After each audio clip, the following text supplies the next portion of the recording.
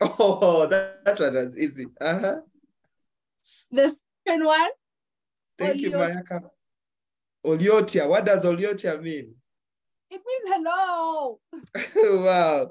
So friends that are joining us on Facebook and those that are joining us on the other different platforms, YouTube and all the other online, this is the International Youth Day. And we are the young African social workers connecting with you from Egypt down to Cape Town in South Africa, and also from West Africa to this other side of East Africa. We are the young African social workers that we, and we are glad that this special session is, we are participating in this and making sure that we contribute towards the future that we want for our continent. My name is Gerard Okiria, and I'm your moderator for this session and for this time. I'm definitely not alone. I'm with a beautiful lady from South Africa. Please introduce yourself to us so that we could proceed with the rest of the program. Okay, thank you so much, Gerald. My name is Noma Kukukasa. I am a social worker from South Africa and a master's student from the University of Johannesburg. And I am so happy that everyone has spent a bit of their time to join us today and take part in this amazing initiative. Thank you so much, everyone. I hope everyone has data because this program is going to be so much fun and jam-packed. And yeah, thank you. Over to you, Gerald. Well, thank you very much, Gasa. I know we come from different African countries, and definitely some of you could be struggling to connect with English, but we are always trying to make sure that we use the basic English so that all of us can connect heart to heart. Thank you very much. And ladies and gentlemen, as we dive into our program, allow me invite the International Federation of Social Work Africa Region President Noel to make his welcome remarks. So ladies and gentlemen, join me to welcome Noel for his welcome remarks. Over to you, Noel. Thank you very much, Gerald. Thank you, Nomagugu. Thank you, colleagues who have joined. Mine is a simple task that I've been asked to do as to welcoming you to this platform. This first for us in Africa, where this forum will be for young African social workers, and underlined young. By its definition, some of us are here by invitation because we are not young. This is not our forum. This is your forum. And the forum also does not disenfranchise you and remove you from being members of IFSW Africa. No, it adds a flavor of your interaction as young social workers in Africa and interacting. But it also gives you a platform to make an impact, to interact as young social workers. Perhaps one of the things that one would want to speak to is that as we start this journey, we need to tolerate others. We need to be patient with others because we'll come from different backgrounds. And it is important as young social workers to remember our ethics, to remember our values as a profession. As young social workers, we'll get negative thinking and thoughts about our network. It's normal. It's natural. We should take these negatives as ways to which we'll improve our network. So don't give up and don't start something that then dies. Grow it, own it, participate in it. This forum will provide you personally, professionally, and as a collective with endless possibilities. For you will also learn from fellow social workers of your age group the different flavors of social work on the continent. This is very important, and you should learn from each other, share with each other, and share best practices. This is an opportunity to improve the lives of people on our continent. And what better way for it to be done by young social workers with new and innovative ways of practicing social work. So this is your forum. Grow it, enjoy it, share, but don't abuse it. Use it for the benefit of our peoples in Africa, but also use it for selfish reasons, to grow, to share information, to share opportunities, and grow the profession. So mine is a simple task. I know we are running late. Mine is to say welcome and congratulations to you for initiating this important forum that should change people's lives, that should change your lives, that should change the profession, that should change our association. Welcome, congratulations, and most importantly, grow this network. There are endless possibilities. And thank you very much for joining. Thank you for having us and inviting me and inviting colleagues to speak here. Please grow this network. Thank you, Gerald. Thank you, colleagues. Thank you, Mayaka. Thank you, Gugu. I know we are many on this platform. We are now 61. I can't go through everyone. Thank you all for being here. Thank you. Back to you, Gugu and Gerald. Wow, thank you very much, Noel. And wow, your passion at which you speak out things really makes me feel like we need to have a physical engagement soon. As one of the ways of growing this engagement, trust me, Noel, I've met you not once, not twice, but I'd love to meet you again. And you bring out some very important lines. As youths, we call them lines.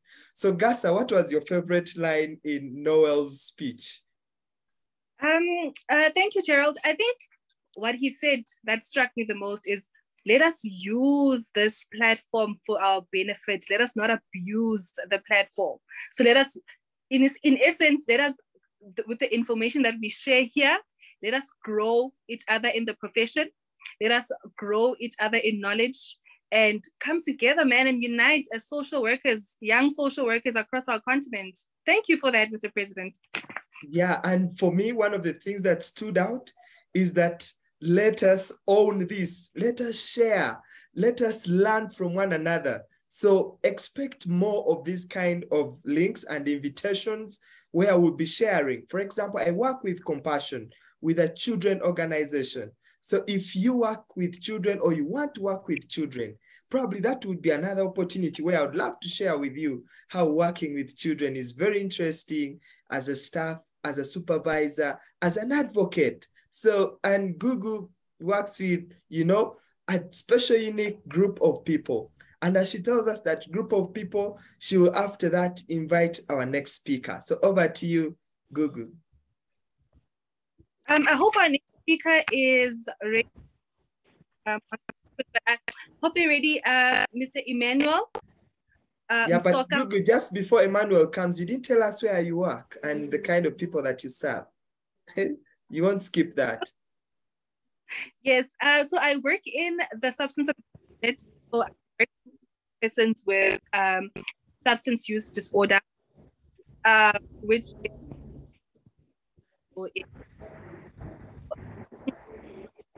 yeah, so Gugu works with people who have, you know, substance abuse, you know, disorders and stuff.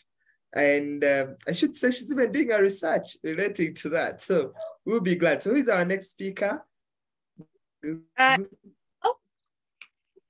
from Tanzania, Emmanuel Msoka from Tanzania.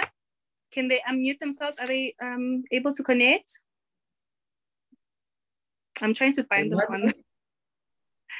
Emmanuel, please, the floor is yours. Wow, he's already here. Emmanuel, kindly, I need to hear from you. I see you speak, but I'm not hearing the sound. They can just... Emmanuel, yeah, you could check out. Can you hear me? Yes, we can hear you now. Please go ahead. And remember, tell us who you are and what you do, and then you proceed with a brief communication to us. Okay, thank you. Thank you so much. My name is Emmanuel Cosmas, and currently I'm taking roles as a World Literacy Foundation country ambassador. On the other hand, I'm a UNICEF youth advocate, and I'm helping or advocating on the issues of youth in a country level, and international level, under UNICEF. And I'm really excited to be here today. Thank you so much, Mr. Bernard Mayaka, for your invitation. And I hope as we celebrate this day, a lot of us who are part of this program will learn a lot, and we'll get time also to link with others. And so in the very first place, as we celebrate this International Youth Day, there are two things that I would like to highlight to every one of you as a young person or as a youth who is working to help the community or the society. The very first thing you need to understand is to be innovative. Well, I've been an innovator, and in my advocacy journey, I'm standing up and speaking out, especially for young innovators. And I'm really passionate to let you know that being innovative and creative is among the key skills that every one of you should have as you work for the community. You need to sound different. You need to do things differently and unique. So as when people see what you've done, they be really, really inspired of you, and also they're passionate to bring you back in the workforce in the future. And so if you get a chance to work on something, be creative, be innovative, come up with new ways and new solutions that people can think of you when you leave. And so that's the very first thing, be innovative and be creative. The second thing, as we celebrate this International Youth Day, I'd like to highlight that you need to keep learning. Learning does not end. There's not the end of your education. Keep learning, and especially with the advancing world of science and technology, where there's a great competition in the working field, you need to understand that you need to keep adding your skills and knowledge each day. The very basic thing that you need to understand is that we're getting to a workforce where many people have lots of skills, and there's a great competition between us and other international people who are coming in our market to look for areas to work. And so the other thing you need to understand, take your time, learn new things. If you don't have time to read books, then the very first thing that you need to understand, take time to learn online. Every one of you has access to a mobile phone, and where you get a chance, let's say, to check on Instagram and all those kind of other social media platforms. And you're excited to look after popular young people or popular people who are doing amazing things or comedies and all that. But I'd like to advise you in this International Youth Day, reimagine the users of your social media platforms and other networking platforms that you use. Take your time to learn new skills. There are different and multiple online courses that are offered for free and some of them to pay. But even looking at those which are free, you still have a lot of them in different fields that you can learn and have certificates for learning those courses. And you can include those knowledge and skills that you get from there in your working area, and you can sound different and unique. I'm so happy to be here today, and I'm so happy to get this chance to speak to you. I'm wishing you an International Youth Day celebration really well. Thank you so much, everyone. Wow, thank you very much, Emmanuel. That has been a very beautiful submission. And wow, to me, you have really spoken to the things that matter. Almost all of us, if I'm not mistaken, all of us are in one way or the other having smartphones, and we are using gadgets.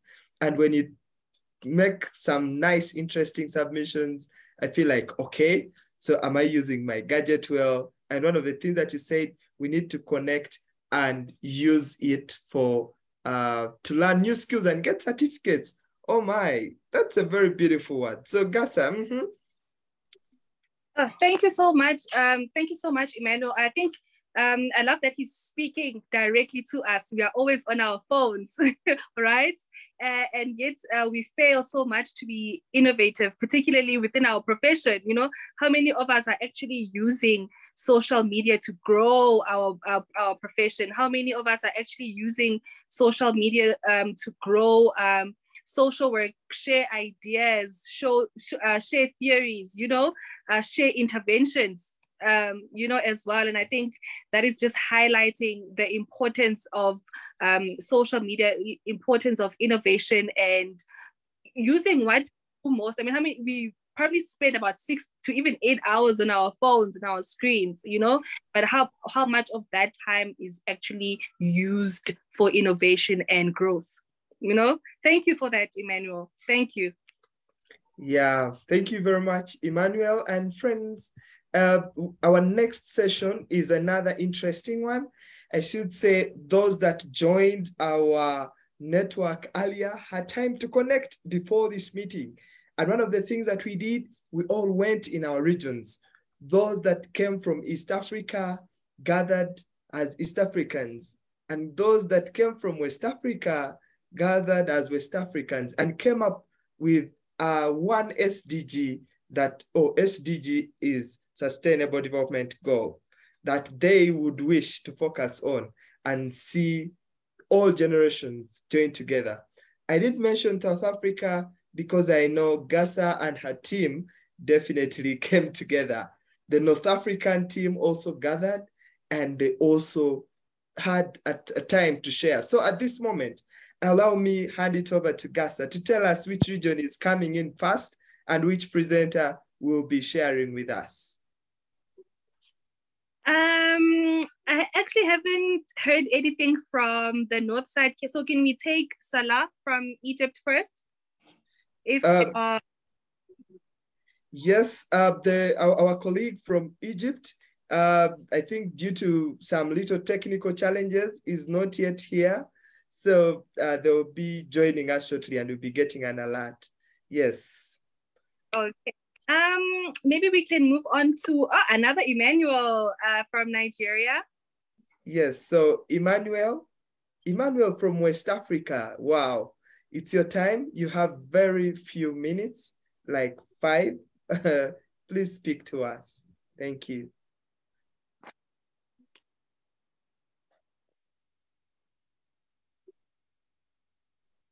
Emmanuel, are you on call? Wow. I think as Emmanuel prepares, let's get to hear from Luke. Luke from Uganda.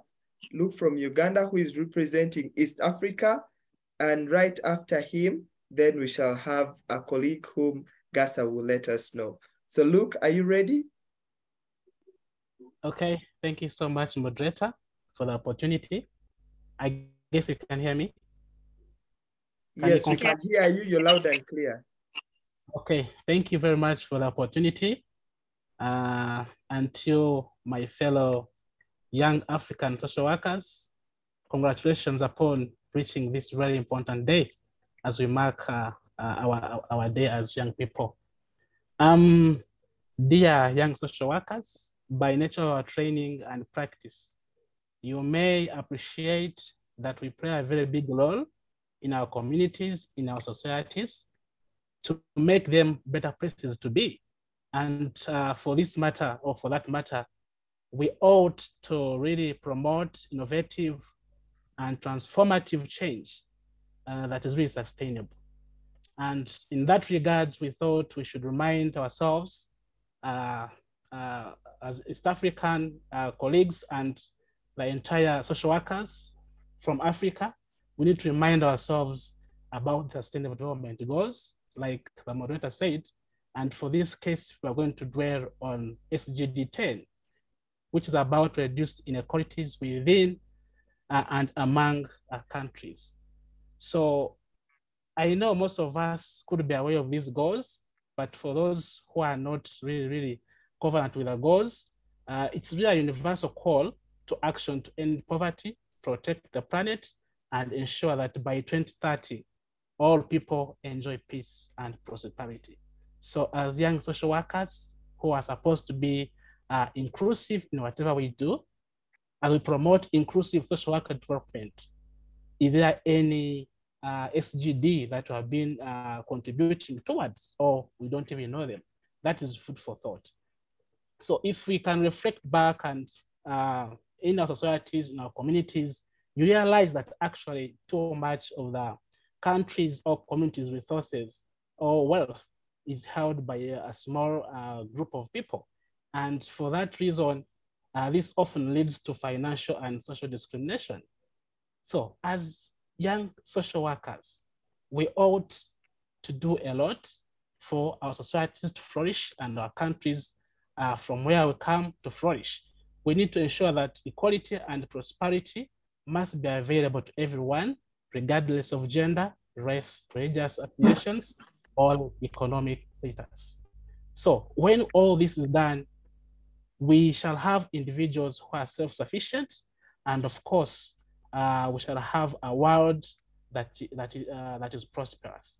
So, as we discuss SGD 10, or we highlight SGD 10, there's a lot that has been done by our governments in our regions.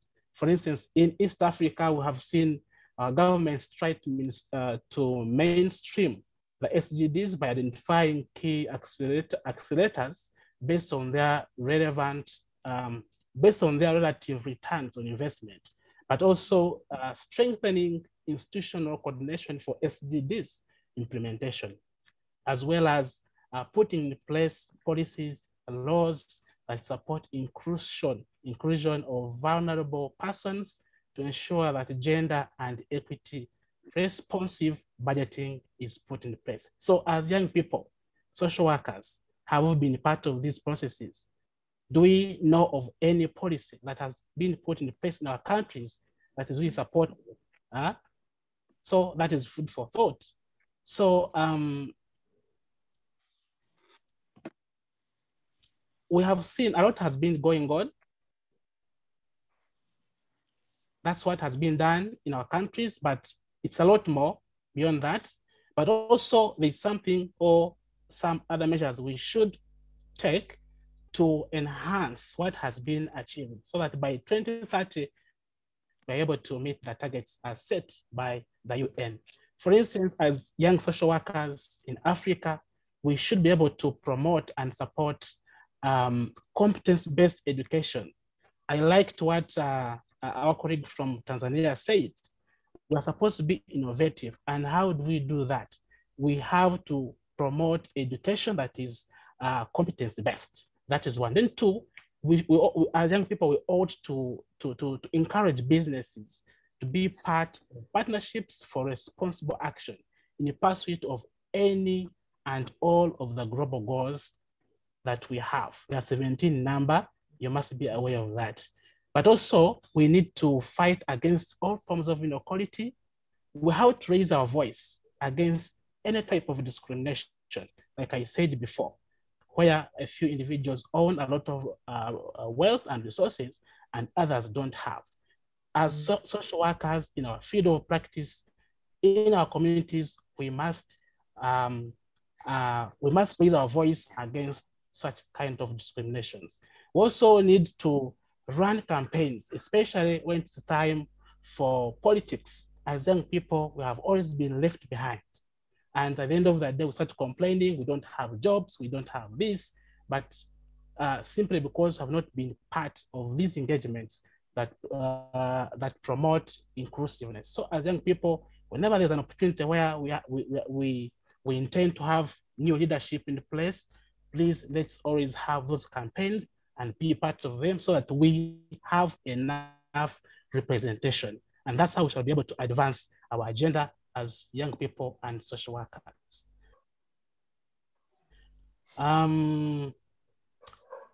Finally, in the interest of time,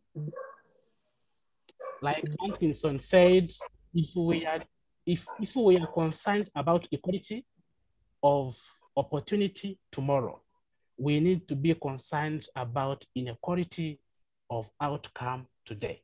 So what we do today determines what we shall enjoy tomorrow, ourselves and even the nations to come after us. So the global inequality of opportunity in today's world is the consequence of global inequality in health, wealth, education, and the many other dimensions that matter for our lives.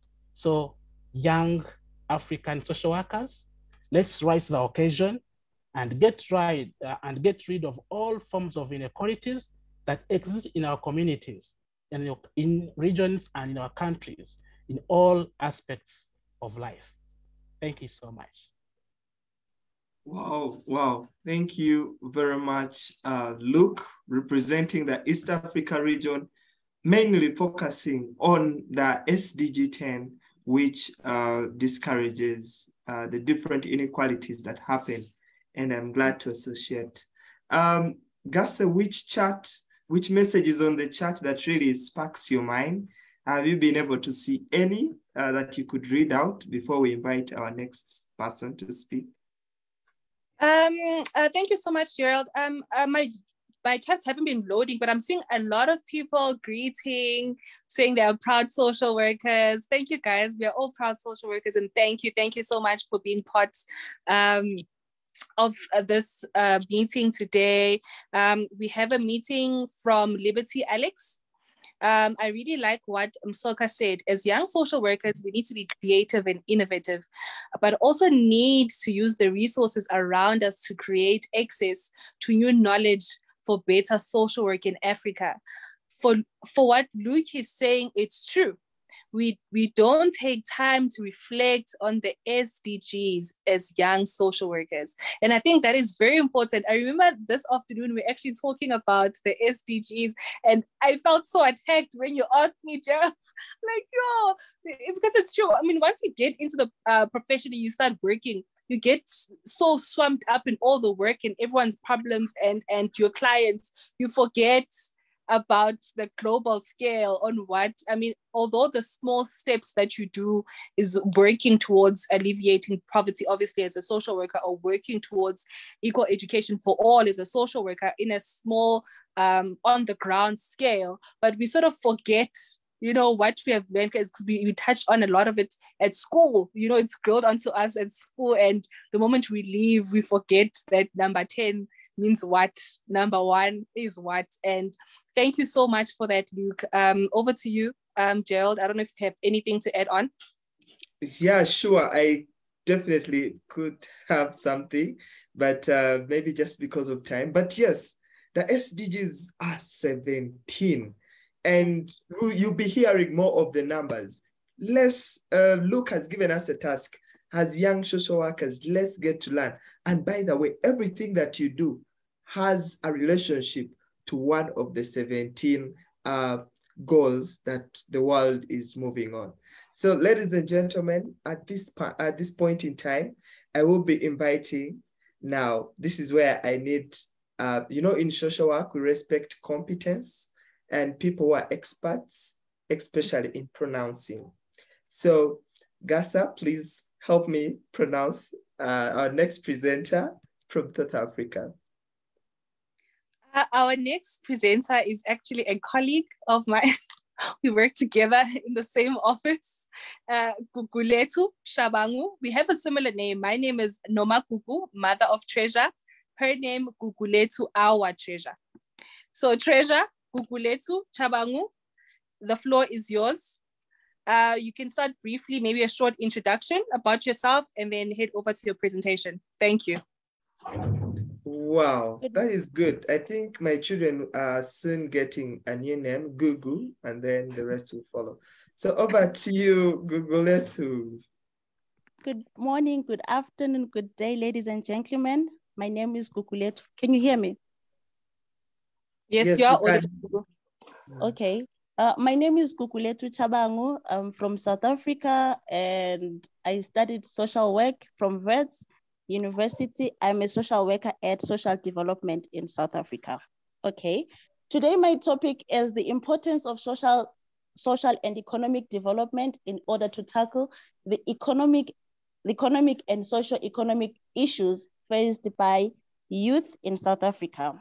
So what do we understand by economic and social development? It is the planned process to bring social change designed to promote the well-being of the population.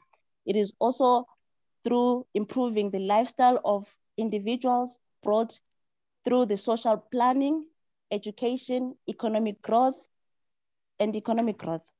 focusing on reduction of poverty and unemployment by ensuring that all the private investors that are crowded in are benefiting the society as a whole. Can you hear me? Yes, we can. Masap, can you kindly mute yourself? There's someone who has unmuted themselves. Can they kindly mute? Thank you. Thank you so much. You can continue, Gugu. As most South Africans are living in poverty and high rates of unemployment, which prevents the economic and social development of the country. However, in South Africa, South African state fails to prioritize the socio-economic issues. This is evident through the high unequal distribution of services, inequalities of income, and corruption. As a result to that, the socio-economic issues remain unattended and the youth suffer severely and end up indulging in substance abuse, child labor, and child marriages. It is estimated that 60% of the crime committed in South Africa involve the use of alcohol, substance, and this could be caused by alcohol being easily accessible even to young kids or children underage. This could lead to the youth, especially girls, being at risk of unplanned pregnancies, violence, and infectious diseases.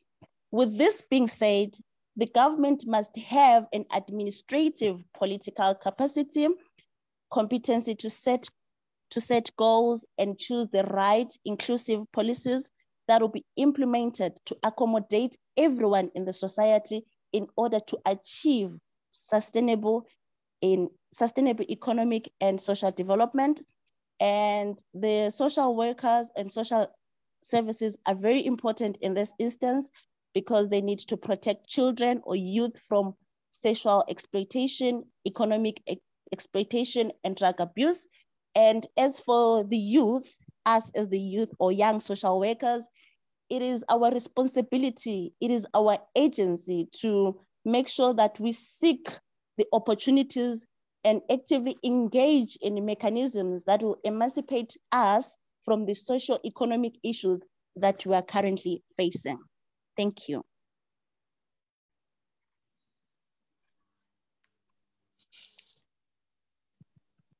Wow, thank you very much for your presentation and a call, for having an inclusive community.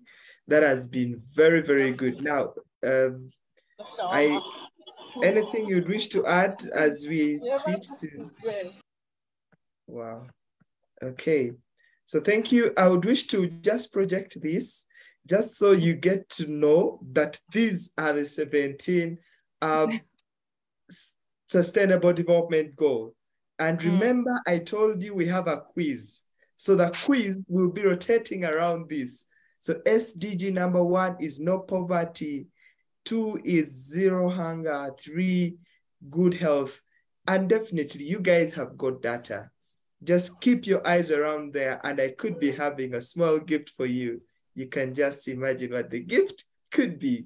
But yes, we'll then proceed. Gasa, what was that thing that really came out from Gugulethu's presentation? Oh, Gugulethu actually touched on a lot of important things. I think touching on SDG 1, no poverty. A lot of our youth, is in poverty. A lot of our people, in Africa, are experiencing high levels of poverty due to economic development, and also touching on goal number 8, decent work and economic growth as well. When we have decent work, poverty becomes alleviated. So thank you so much, Gugu, for highlighting those aspects, particularly, in Southern Africa, where we still struggle a lot with that. All right. So thank you very much.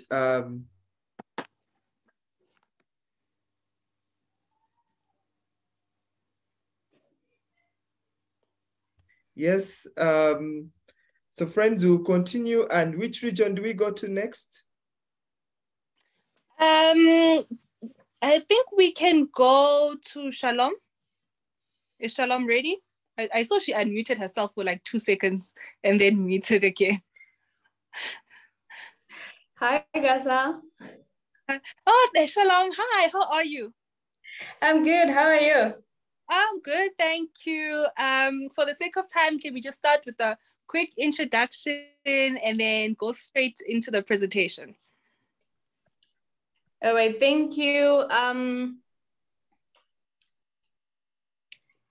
Are you able to get me? Yes, you audible? Okay, hi colleagues. My name is Shalom Mwape from Zambia. I'm a social worker by profession. Currently working with a youth-led organization in Zambia, Coparos. Well, I'm working on an HIV prevention project. Also reading for my master's at the University of Zambia, also in social work. Yeah, I'm passionate about social work, and all things social work just get to me.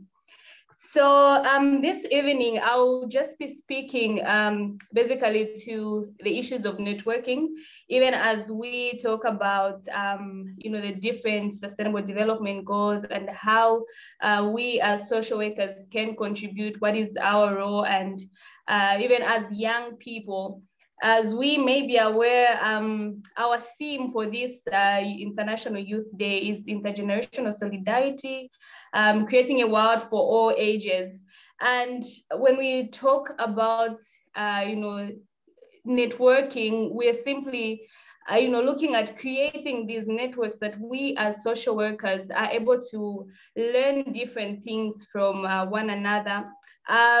Very excited about our network, the Young African Social Workers Network, because then this is a platform that will launch a lot of us young social workers, to get to learn different things that are happening in other countries, how young social workers are, innovating different ways of addressing social problems. How are they navigating through issues, for example, of unemployment that are happening, and how then do we advance our profession?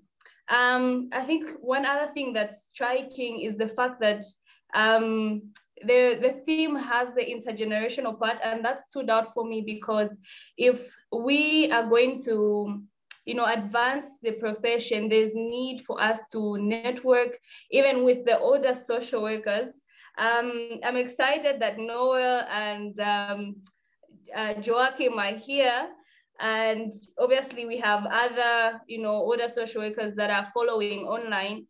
I think there's a need for us to network even with the older social workers, to get to learn what is it that has helped them in the profession. And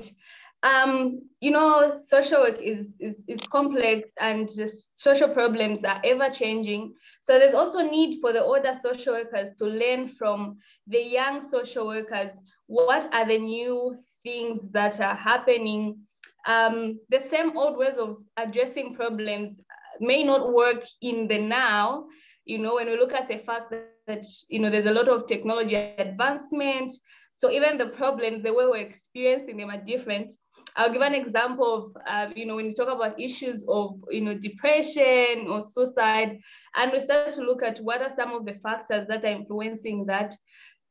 In the olden days, it may be different issues, but now in our times, we have, technology also highly, contributing to such things. So networking is a very important, aspect that we need to take into account if we're going to develop as a profession.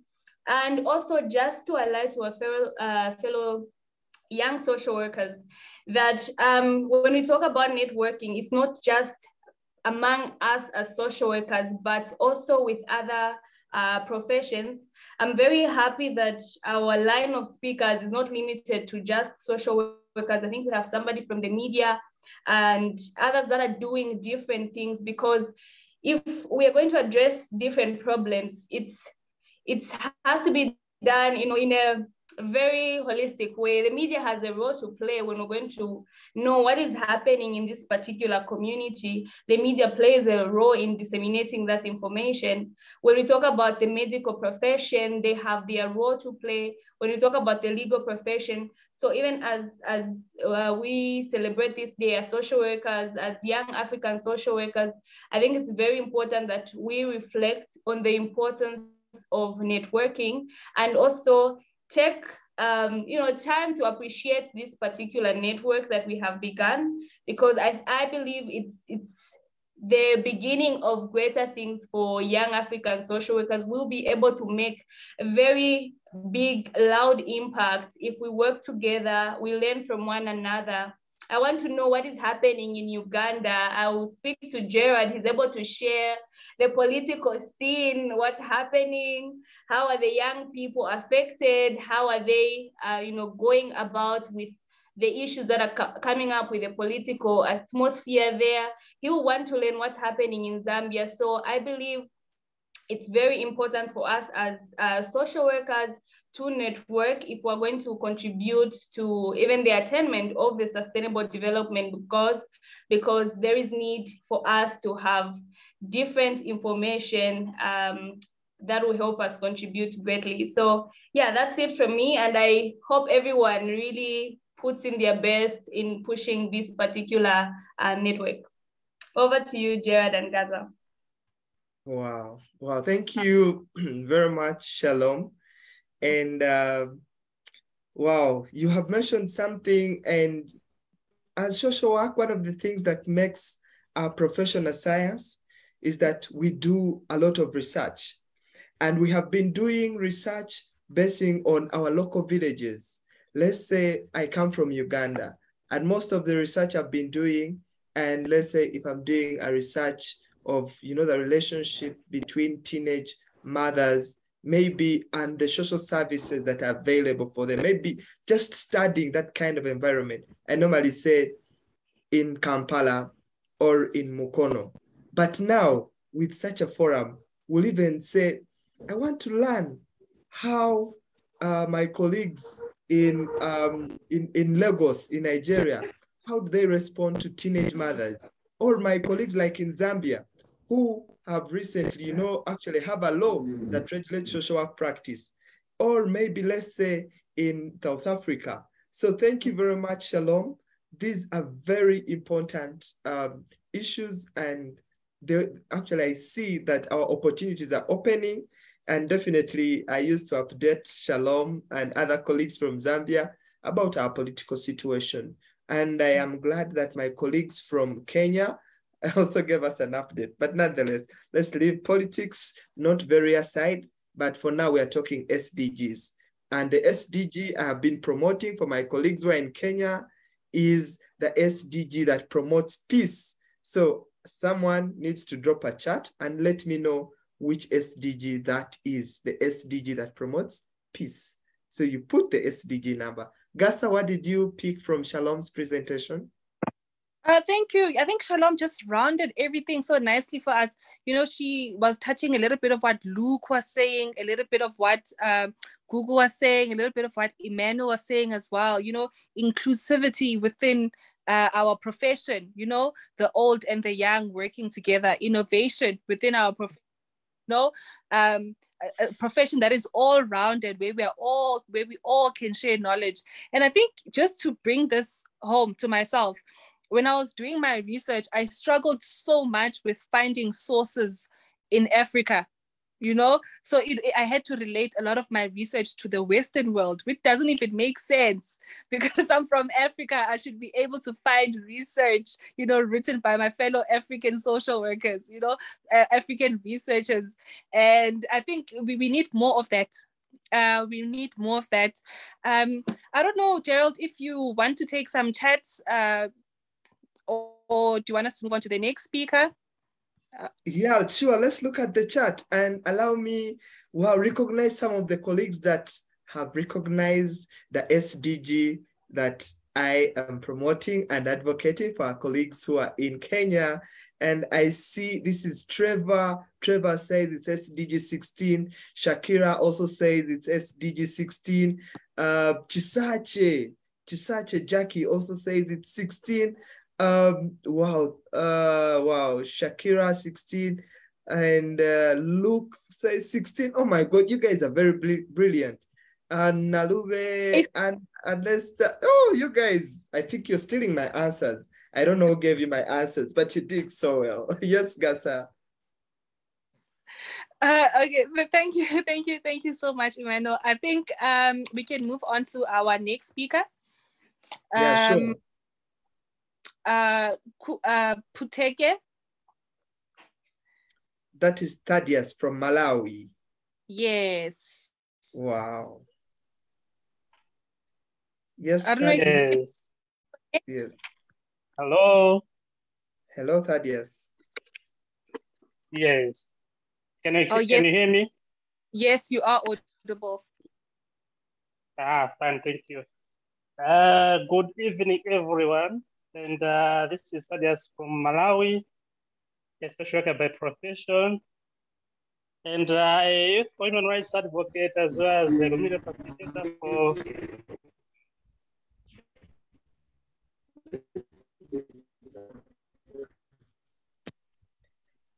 Thaddeus, unmute yourself.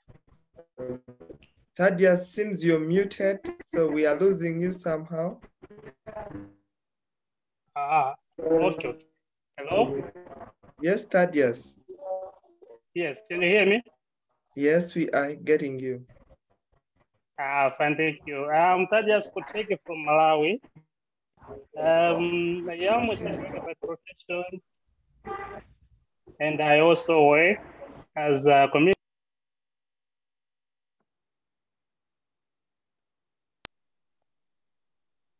Hello?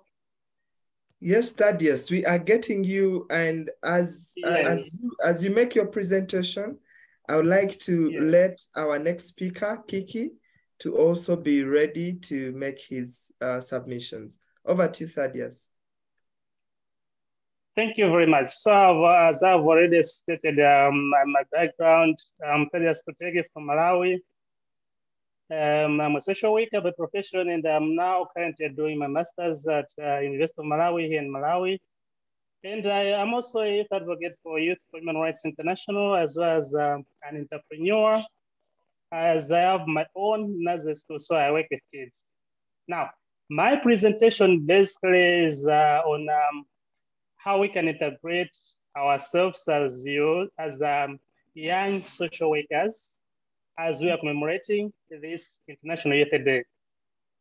I would quickly go straight on how we can create an all-inclusive Africa for young social workers. So I had some points cited here. And the first one was on acceptance. We youths in Africa ought to accept where we are coming from and what the resources that we have. And we ought to understand the continent, and we ought to understand the areas where we're coming from so that we can move ahead. And in line with MDG number 17, which is to strengthen the peace, strengthen the means of implementation and revitalize the Global Partnership for Sustainable Development, I'll link that to the connections that we have. So the second point would mean that we are supposed to engage ourselves into connections, make linkages, and work with partners across the country and beyond the borders. And on the other hand is we're supposed to involve ourselves in charity work. We need to make ourselves be part of the community, involve ourselves in charity work, like maybe volunteerism, helping the needy, the sick, and those people who are vulnerable in the society, so that at least we can as well as answer to MDG number 1, which is alleviation of poverty. And another point which I wanted to share in connection with on how to create an inclusive Africa for young social workers is on having good qualifications.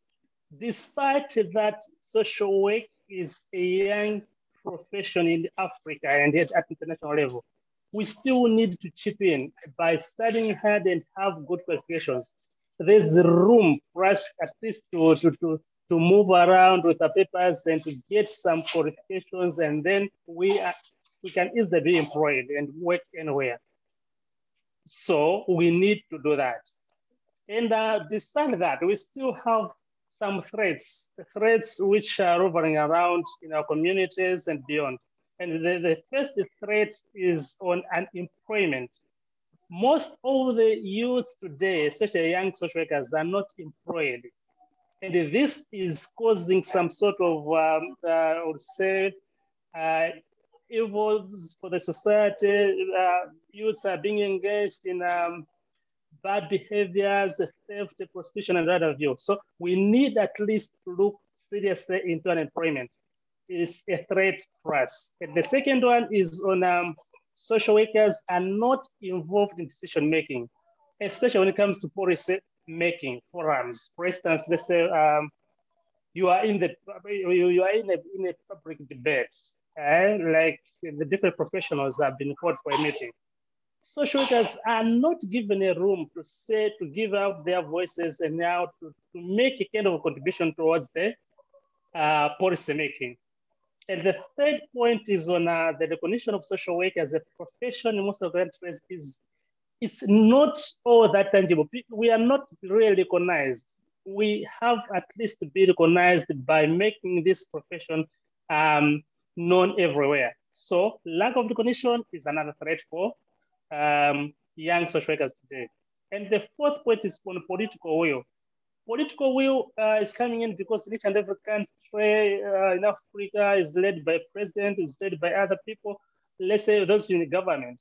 So there is a need for our head of states, the MPs, or whosoever is influential in terms of running the affairs of the government to at least improve the aspect of social welfare in each and every department, wherever these heads of states and the government officials are working or are supervising.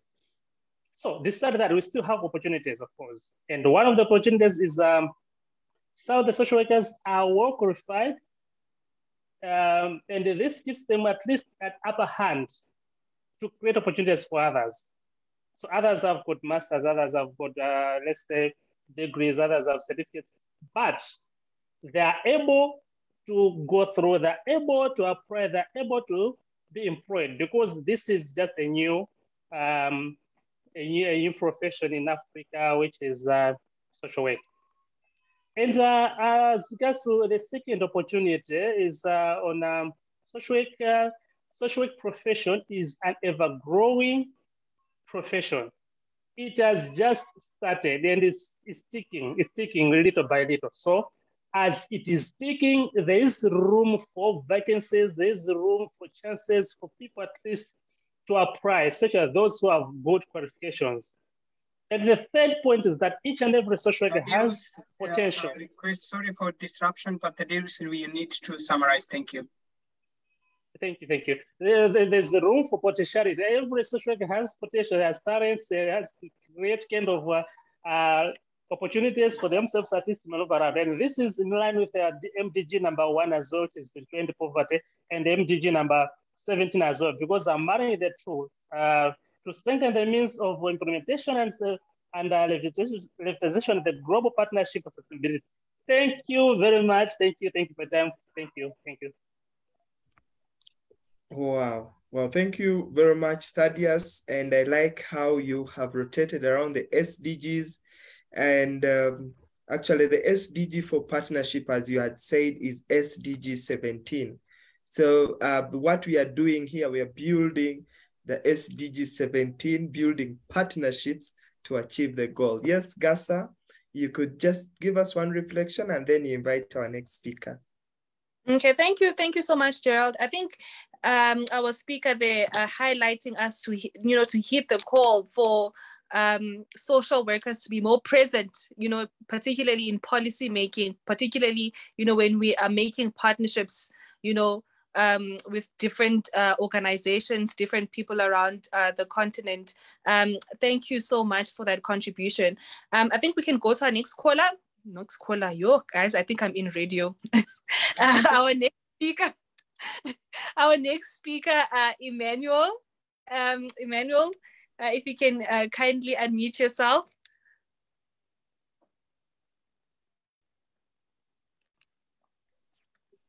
Is he able to connect?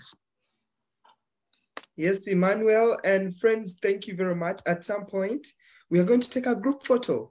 So we'd love you to stay on the call so that we turn on our videos. Take a group photo in just a few seconds. But Emmanuel, not now. The group photos are not for now. So just make sure that those that need to do some makeup. But over to you, Emmanuel.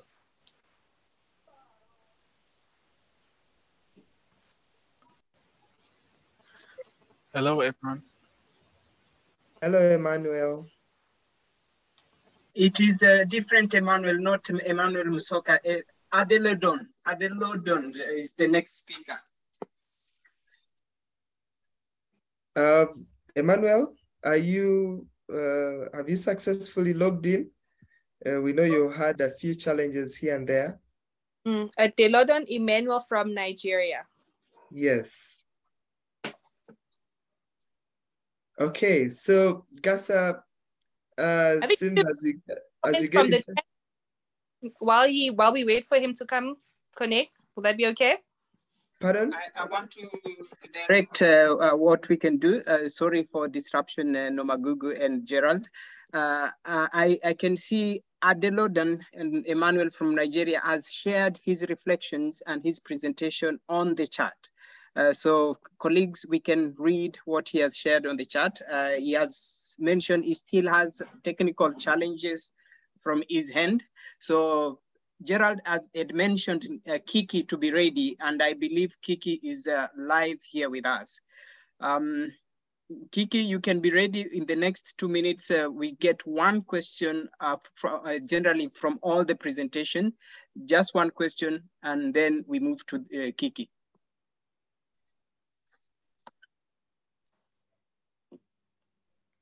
So ladies and gentlemen, any questions for all the presentations? I see there are a number of reflections that have been put. So Gasa, let's work together into this. And then we see if there are any questions in the chat, after which then we will listen to Kiki. Wow. So, yes, Gasa? Someone actually has a comment, has a question from the chat saying from Liberty Alex Mwangosi, asking, based on Mr. Puteke's presentation, what can we do to overcome the challenge of political will as young social workers? Wow, what a question. Yeah, how can we overcome? Wow. So who does that?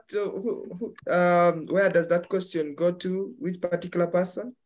I see Thaddeus has responded. Maybe I can read his response as well. To overcome. To overcome on political will, we need to work hand in hand with politicians by allowing ourselves to take part in politics and becoming member of parliament or any other position to politics. Yeah, that's good. And definitely that's, I think, one of the things that Malawi and Zambia have done, not letting the political space only to, in quotes, the politicians, but even us participating in the politics, because the politicians make the laws for our country. Christiana, I've seen your hand has been up, but kindly drop your comment on the chat before we open it up. Friends, thank you. So let's go to Kiki. Let's hear from Kiki, and then we will proceed with the rest of the presentation. As I said, at some point, we'll have a group photo at some point. So just stay on this call. Yes, Kiki, are you ready? Yes, I am. Hello, everybody. Good Hello. evening from different parts of the world. It's such an honor to find myself amongst very brilliant young people that are doing the work, the actual work, the legwork in their communities. So it's an honor to be here. I especially love 12th of August every year, apart from it being World International Youth Day, is also my birthday. So it's always such a pleasure for me to talk about things like this. So I'm a journalist. I know I heard someone mention earlier that, well, we're not all social workers. I'm a media person. I'm a journalist. I'm a filmmaker. I'm also a media executive. And I understand the role that young people have when it comes to the SDGs. And I definitely see closely the gap that exists between the generations. And I say this as a person who just turned 31, somewhere there in that space where 10 years ago when I started working, I was in the younger generation. And now I find myself, in the generation where we have to stretch our hand back and bring up the new generation. And so I've been on both sides of the coin. And one thing that I have to say is a sense of just imbibing number 17, SDG number 17. SDG number 17 speaks to strengthening means of implementation of every other kind of SDG. But I see it as so much more. Partnership is such an interesting word for our generation because with conversations like inequality, with conversations like financial inequality, racial inequality, gender inequality, that word almost pops up all the time. You need to view, these people as partners, not as, of course there's a mentor-mentee relationship, but sometimes I need to remind myself that even though I'm mentoring this young person, they are also my partner because they have a role to play that is as important as the role that I'm playing. And so I speak specifically to social workers here present in understanding that the work that you do, regardless of whatever SDG number it falls under, you need to prioritize the kids. And so if you're a social worker that works in peace, justice, and strong institutions, I think it's not too early to start introducing young people to conflict resolution. I mean, we've seen all the young climate heroes, some of them from Africa, and others from different parts of the world. We see that it's never too young to introduce these young people to concepts of life below water, life on land, responsible consumption and production, sustainable cities and communities. We know all the goals, reduce inequalities. Because when we talk about starting from the home, I think many African countries, because of how the unit of our society really just starts from the home. I think many African countries like to teach any level of change from the family. And I know that family dynamics is a bit different in the modern world, but the truth is at the very core of the family dynamic is a young child who is going to grow up and begin their own community, begin their own family, begin their own company, begin their own leadership.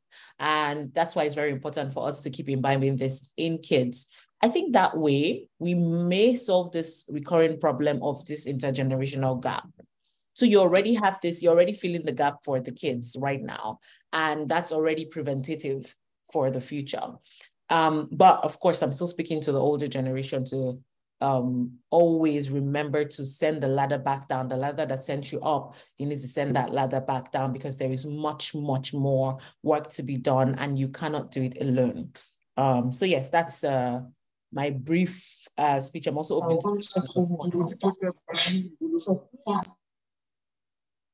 I'm also open to questions. I see some of the questions here. I don't know if I'm supposed to address that. Well, thank you very much, Kiki. And just stay on call in case you have any question. But we are glad that we have a journalist. Who knows, this could be featuring now on BBC Africa. So Yeah, but we want to thank you so much. Thank you so much for such a wonderful presentation, Kiki. I will request that you hold on the call for some minutes. We invite the next speaker because of some issues. She presents and then we collect questions after she speaks. I hope you will be okay. Now let's allow Shamim from CYC to come and share with us because she mentions she could be flying before she presents. Welcome, Shamim.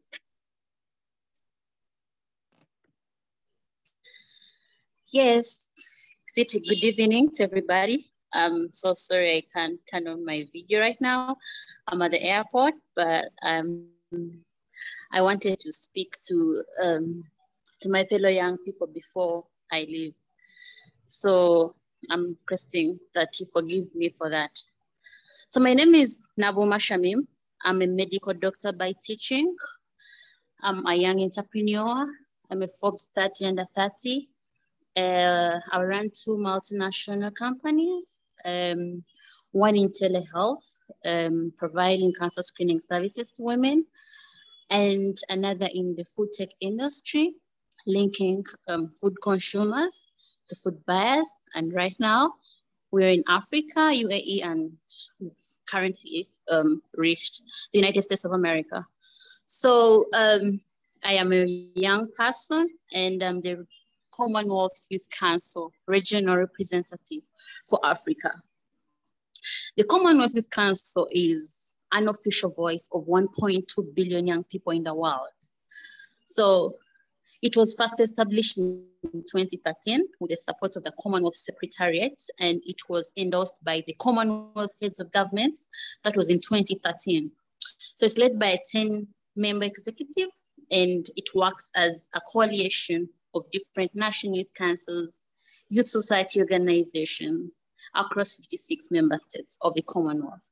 And I'm glad to be here. Yes, you may not be part of the Commonwealth, but then you're Africa.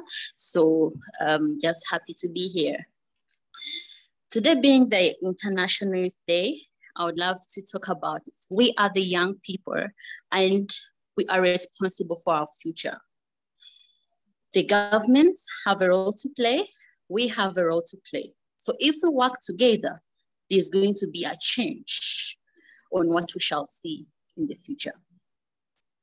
So first of all, here in Africa, we want to thank our governments for allowing us to be able to participate in most of the things. In this, we have to appreciate the little they've done for us, because in the different, almost every African country, I can give an example for my country, Uganda, there is a youth ministry. Yes, almost every country has that. So we should appreciate on what it has done. But then, as the young people in Africa contribute 70% of all the population. So what do us, the young people, have to do so that we can work together with our governments to ensure that we are included? Because most of us, the young people, have issues of unemployment everywhere. We have issues of, you look for a job like 1, 2, 3 years and then you don't find it. Yes, that is possible because I've been there before. But then I am an entrepreneur, at the same time a leader for the young people. I don't have to speak much because I'm a young person. So, and you are my fellow young people. So I have to speak what you want to hear. And I know what I'm speaking is from experience. I can give you an example of my journey while I was starting entrepreneurship. I was still at university studying, pursuing my medical degree. And then I'm like, you know what? I've seen my friends looking for jobs and they don't have. Why don't I start something for myself? So I'm like, okay, let me start. Starting, I thought it was just easy because I thought people used to look for jobs. My cousins used to look for jobs and then they used not to find them. I'm like, no, let me start something. At least I can create jobs for my, for my friends. I started business and then time reached whereby I didn't have enough capital. I tried to ask who should I get, capital from. So what happened then? I try to approach banks. I try to approach female organizations. I try to approach almost everyone, but in vain, because I was a young person who's going to trust this young person. So that was really a constraint, and I'm not the only one facing it. Most of our fellow young people face such issues. So on such a day, us being young people, we cannot solve these problems if we do not work together with our governments. We have to do something. And what do we have to do? What we have to do is we have to try to be self-sustainable. I know it's not easy. Someone's going to ask me, you know me, I cannot be an entrepreneur. I'm like, yes, you cannot be an entrepreneur. But can't you see a problem in your village that they lack water? And then you say, hey, at least I can do this to link people to get water. Something like that can be able to, change something in the community.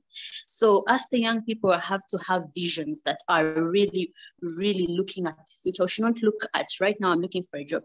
Because another example I can say, there are people working in the UN, in the Oxfams, Commonwealth, everywhere. They are old people, but they are not going to be there after, let me say, 50 years or 60 years from now. It is us, the young people, who are going to get there. So if we do not equip ourselves in such a manner, then who is going to occupy these things? It's those young people that have prepared themselves for that. So that is our duty as the young people. We have to put in the effort and we have to put in the love.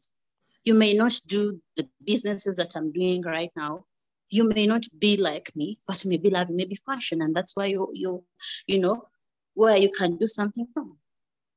So, and then for our governments, Africa, yes, as the young people, the ministries are there, as I've said, the policies are there, but they are not active. They need to be activated. We need those people who can speak and say, hey, my friend finished school 5 years ago. She's looking for a job. Can you please help her at least start something as she is, as she's trying this and that? People who can speak for us in the different governments. So it is our duty to speak out the different young activists to our governments. And even if they do not hear us, we should keep on speaking. Because if you keep on knocking, the Bible also says that you could knock until the door will be open. So we keep on knocking and then the doors will open. I know some things may not, they may not say, we are going to put up a program maybe of $2 million, for example, here in Uganda, and then they say we are going to be able to support the young people, maybe mostly the females, maybe to do something, maybe to study or to acquire skills in, doing technology things and all that. But there is that policy they may bring out and say, we are going to put up this policy that is going to favor these young people because of this and this and this. They've kept pushing. So we should also keep on pushing these people because they have to work together with us. And then another thing that I wanted actually to bring on ground is that our governments also. Yes, we know that there comes external funding, and then they may not understand us, but they should know that every old person, okay, they have children or something. So they should look at us as people who are coming after them. So if they do not give us the platforms, if they don't give us those political good environments. For example, the election right now in Nairobi. Yes, you see there is too much tension between Raila and Ruto and all that. But you see, there is that good environment that they provided that gives us a good example as the young people. So that good political environment should also be given to us when we want to do business, when we want to get loans from the government, when we want to apply to donors or something. They should also bring it out. When we want to create partnerships, you want maybe a partnership with you when you don't have anyone to speak to. hey, our governments are here. The ministers for investments are here. They should handhold us as the young people so that we can be able to reach where we are to go. So the election in Kenya is something, a good example for all the young people to look at and see this is how everything should go. Yes, I don't know what is going to happen after, but the example they've given us is really the best, and all Kenyans big up. And then, yeah, let's wait for who will be the president. I know peace is what we need. When there is peace, there is food. When there is peace, there is good health. Everything is good with, peace. So everything, okay, I want to summarize everything, as everyone should know, that all the SDGs from SDG 1 to SDG 17, all of them start with only one problem. SDG number 1, poverty. If we solve poverty among the young people, no one is going to come on the street and say, I got pregnant because I did not have a contraceptive, I did not have a condom. No, we are all doing something for ourselves. You may say you don't have those big businesses I'm doing, but hey, if you start maybe a small boutique or something, you're going to employ your friend, and that friend's family is going to be happy. So will you go to the street and say, I don't have a condom? You go to the street and say, I've been, the man is beating me. No, you're doing something. So it all starts with being self-sustainable, being able to do all that we need. And all that comes together with us being linked to different partnerships. So most of the time when I'm speaking to young people, I usually tell them about the different partnerships that are usually there for the young people. For example, the Tony Elumelu Foundation, that one is usually there. It has been there for a very long time, and it's there almost every year. So anyone who would want at least to get at least some finance to do something as they are studying or doing something, it is better for them to look up to it, because it is what we started with when we were still in school. Yes, so I'm so glad that you've given me this opportunity that I was able to speak to my fellow young people. And then I want to encourage my fellow female young people that it is possible. If I was able to do it, you can also do it. Yes, I'm 26 years old. I have businesses in Africa for African countries. I'm in the UAE. I'm the Commonwealth representative. I'm just here to show people that it is possible. I'm not just speaking as politics, that someone can say, yes, it is okay. No, it can be done, but it's not a one-day journey. It is a process by process. So we just have to work hard, be committed, and work together with our leaders. We can be able to bring a change to Africa, because we hold the future for Africa. We have to love each other, we have to work together. Yeah, thank you so much for listening to me. Thank you, Shamim. Thank you. Our speaker from the Commonwealth Youth Council. Thank you so much for the great for your great words. Advocating for self-sustainability, entrepreneurship. Being responsible for our future. Thank you for those great and wise words. Gerald, is there anything you'd like to add?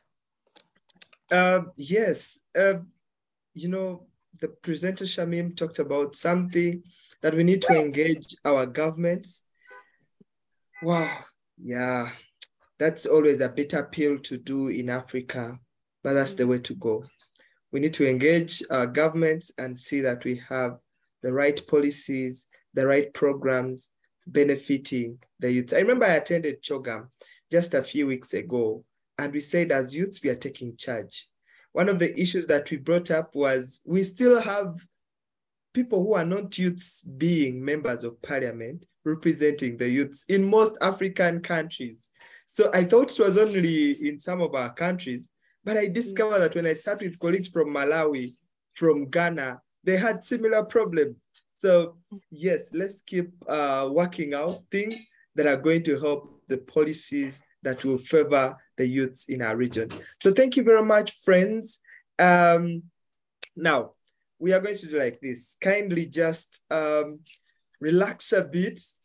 This is the time whereby you grab a glass of water and a glass of juice if you can. Yes, I see Noma is doing a very good job. I think I also have got a glass of a glass of water nearby. I'll just add some little juice here. Yeah, so that as we go into the last segment of our engagement, we want to make sure that this engagement is done in the next less than 30 minutes. So ladies and gentlemen, we appreciate. Thank you for your patience. Thank you for being on this call. And at the end of this day, we want you and me as youths working with different generations to achieve the Sustainable Development Goal. Due to time, we may not take up questions now, but allow us to invite our next presenter, who is none other than Trevor.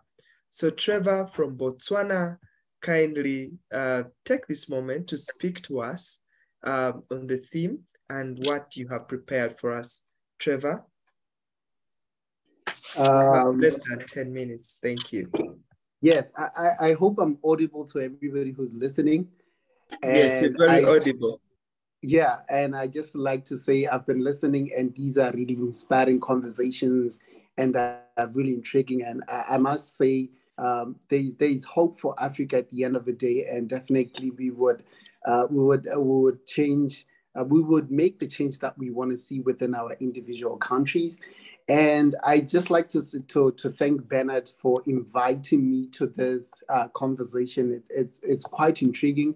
And just to have a conversation about youth social entrepreneurship, it's one of the things which I'm really passionate about, especially when we get to talk about young people.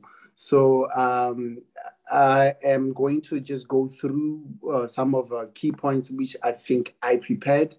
And I might just say that, you know, in Africa, many Africans think of starting their own businesses just to, you know, improve their own lives. Other ones just want to be their own bosses. You know, they don't want to be lectured from 9 to 5 every day. And others definitely get to see the market opportunities that we see, and they definitely take advantage of those. And you know, apart from these set of businesses, there's a business which also intends to create positive change within the society and yet still be profitable. And these are the social entrepreneurs that I'm particularly talking about. So social entrepreneurship within Africa, it's basically a new thing. It's been a new thing.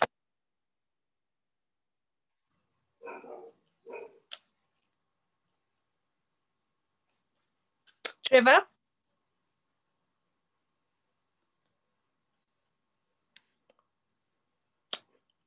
I think we are having some connectivity issues with Trevor.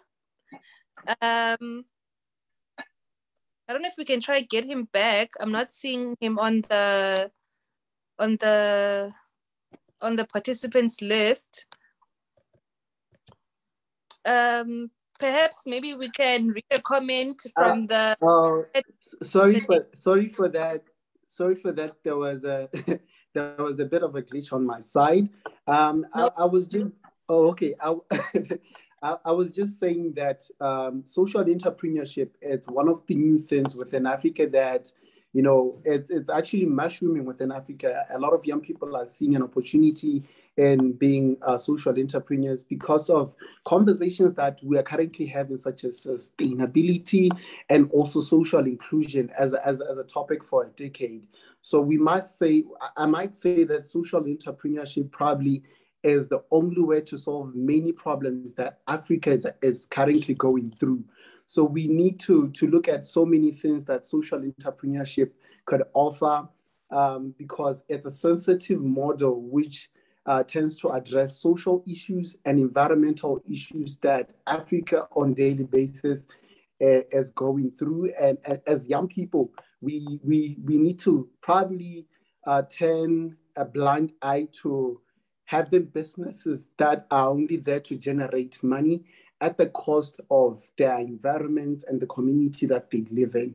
So I think, you know, social entrepreneurship is the key way to actually, you know, go forward.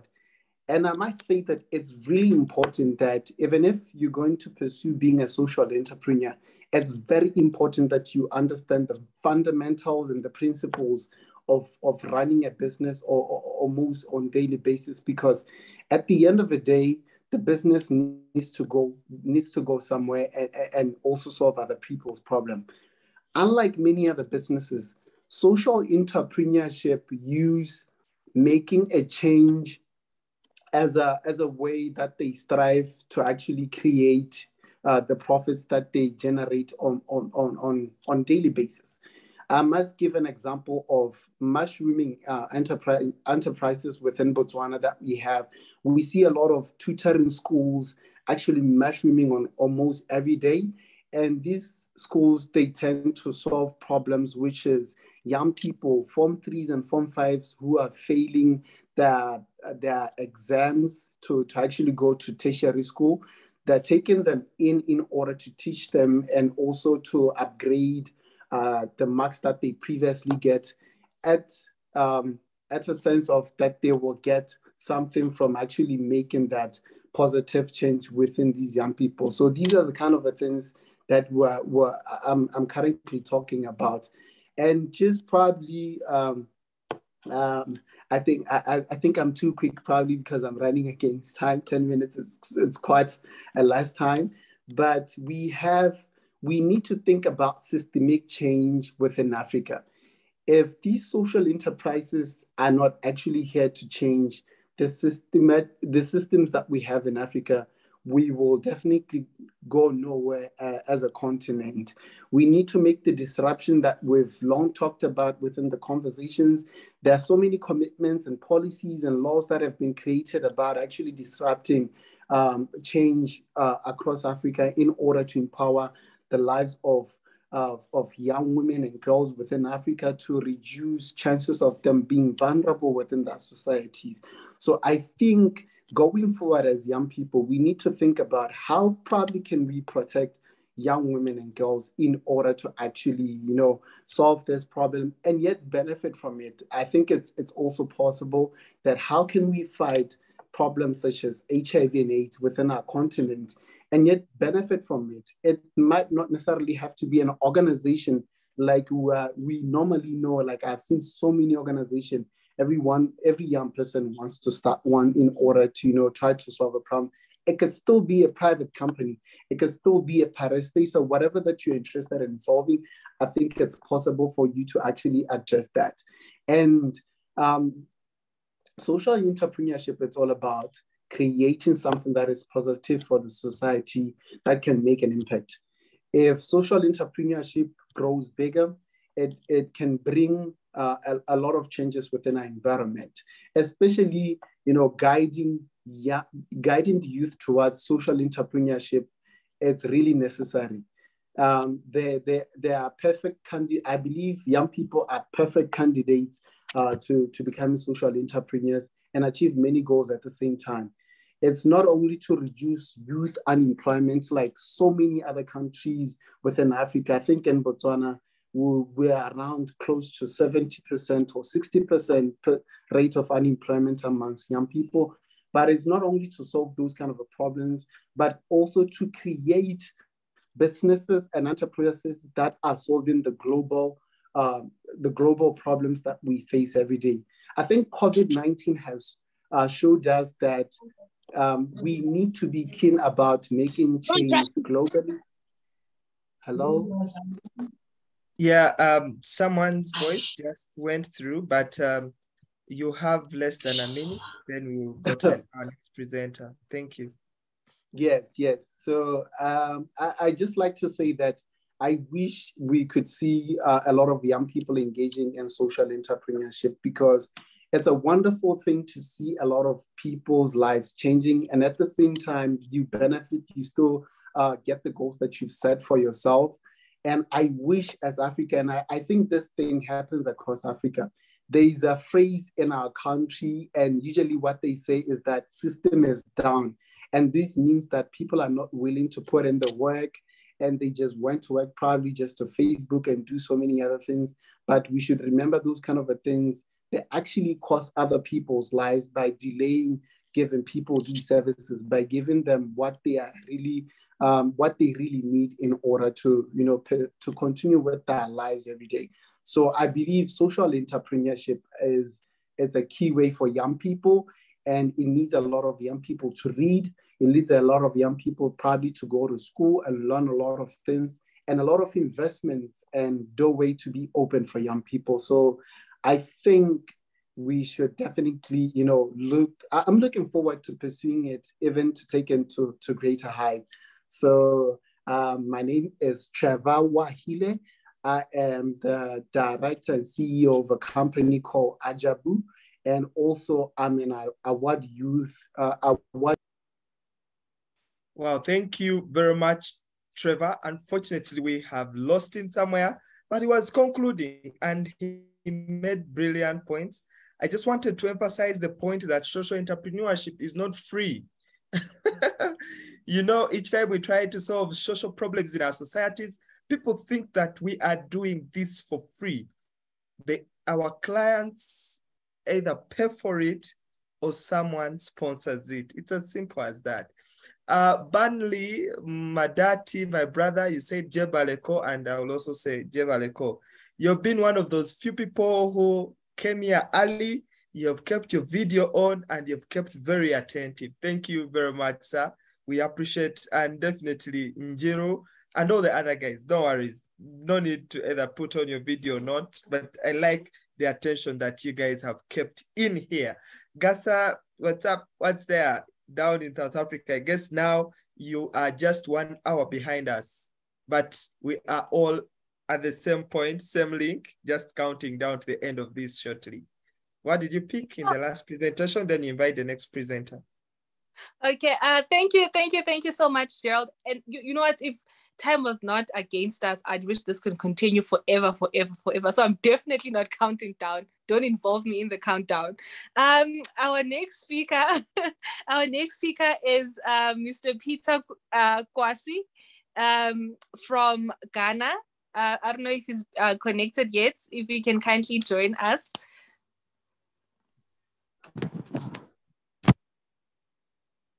Oh, he's in. Yeah, I can also see him. Yeah, Peter, you're welcome. And you have the floor for the next 10 minutes. Thank you. Or less. Definitely less. Thank you very much. So my name proper is Besma Kamefianu Kudwafo, Mr. Peter Kwesi, who is the Secretary General of the All Africa Students Union. Would really love to be here, but cannot be here due to some circumstances. I would love to keep my video off because the moment I do that, I might lose connection. I might not be very audible. You cannot hear me. So kindly permit me to speak without my video on, if that works. Thank you so much.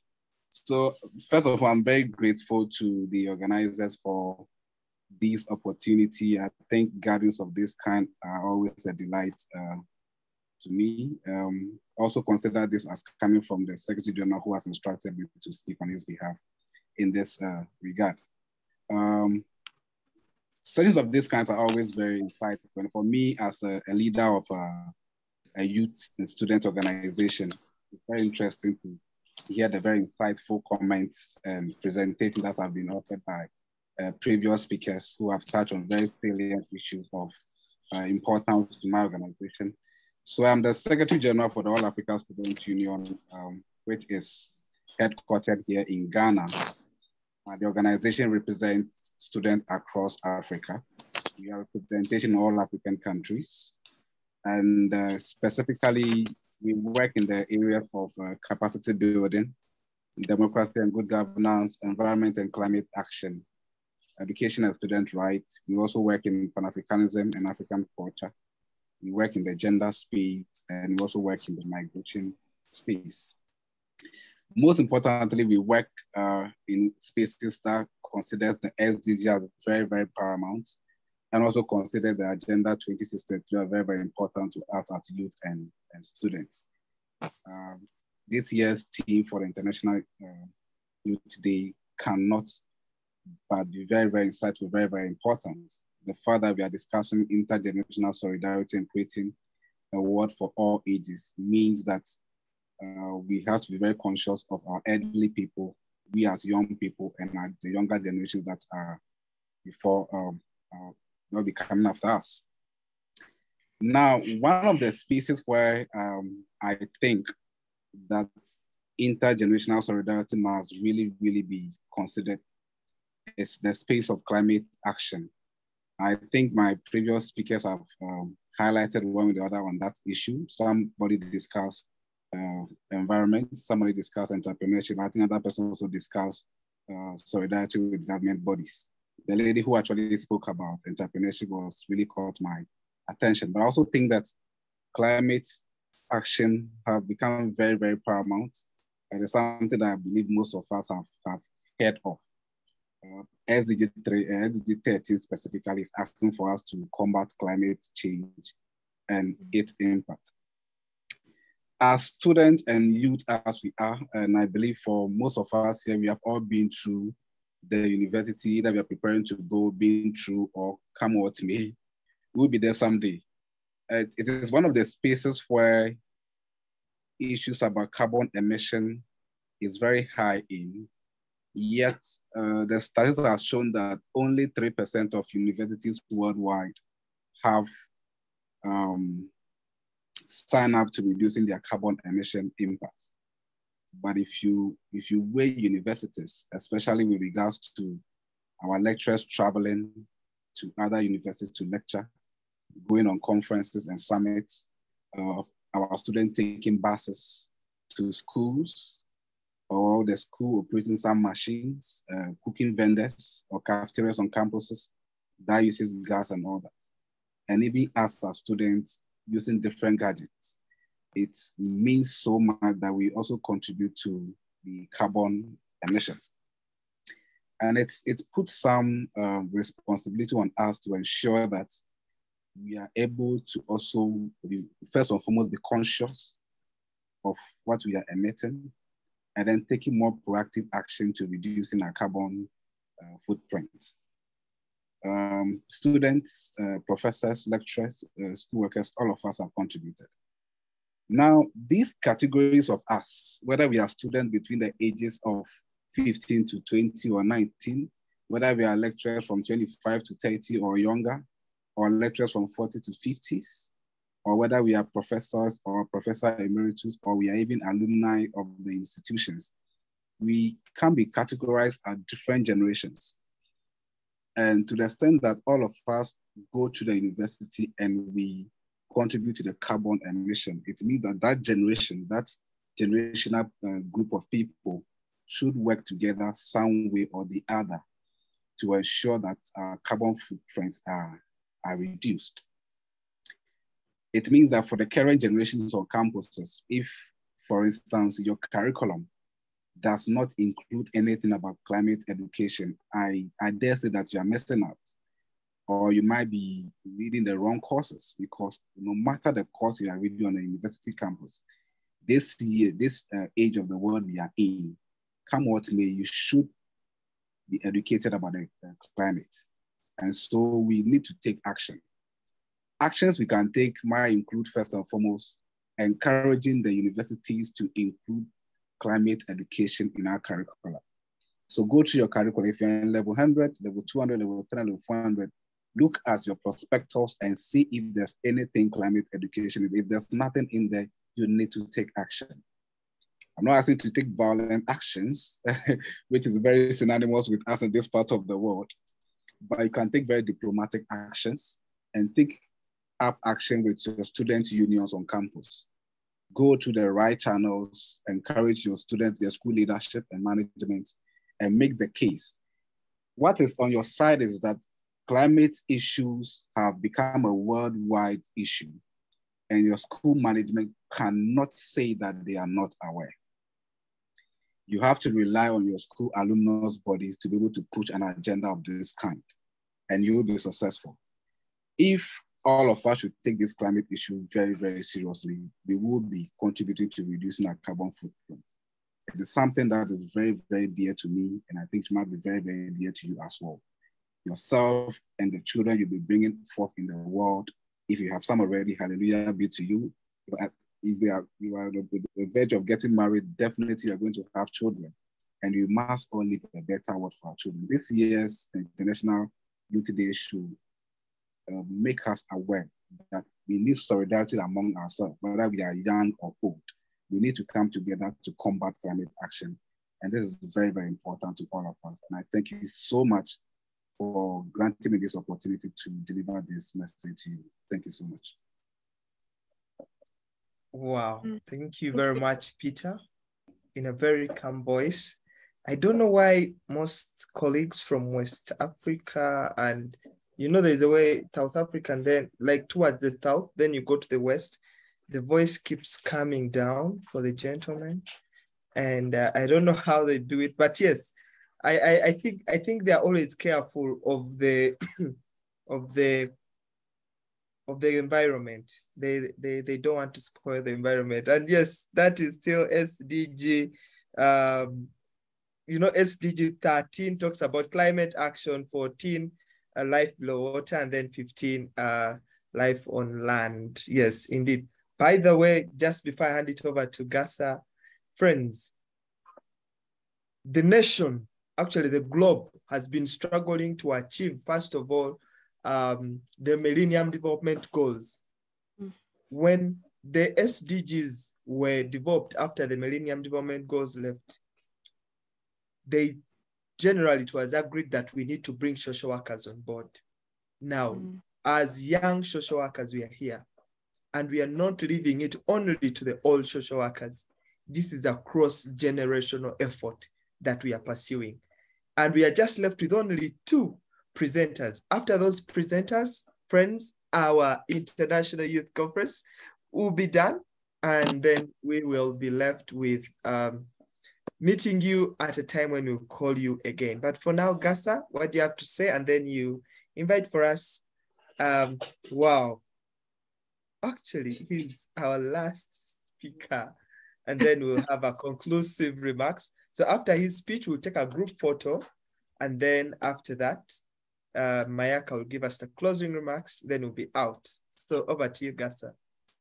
Thank you so much, Gerald. I think in social work, I think the term is called green social work, if I'm not mistaken, promoting the justice, you know, for the environment. And thank you so much for, you know, touching on that from our previous speaker.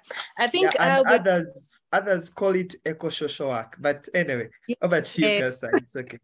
Yes. Thank you. Our next speaker is a IYD2022 Global President, Mr. Mumba. I don't know if he's in yet. I haven't seen him come in. Mr. Mumba, sir, we are awaiting your presence.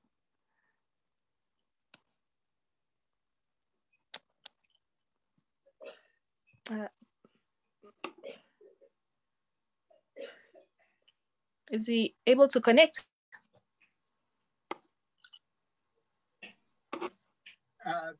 Joachim has been online. I think he should be there. So Mr. Joachim Mumba, kindly, if you can hear Nomagugu and Gerald. Yeah, I see His Excellence Joachim Mumba connecting, and I can't wait to hear from him. It's been long since Africa had an International Federation of Social Work global president. I'm not sure whether he's the first, but from the time I joined the profession, which is not very many years, he's the first IFS global president. So Joachim, we celebrate you, and as young African social workers, we can't wait to hear from you, because you are an inspiration to us to serve in our local professions and also globally. So Joachim, I pray this internet does not behave like the way the Ugandan internet behaves during elections. Yeah. But anyway, so by the way, please don't consider that. It's just something.